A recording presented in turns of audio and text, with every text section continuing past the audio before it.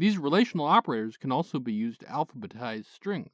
For instance, we can print string A greater than string Z and run that code, and we'll see false, meaning A comes before Z alphabetically.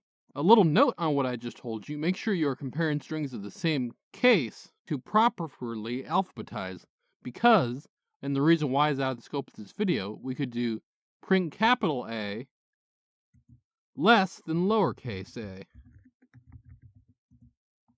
Then run the code, and we'd bizarrely see true. The equals relational operator, when given strings, asks if both strings contain the same characters. So if we do S1 equals hello, then S2 equals hello, then do print S1 equals S2, this would print true.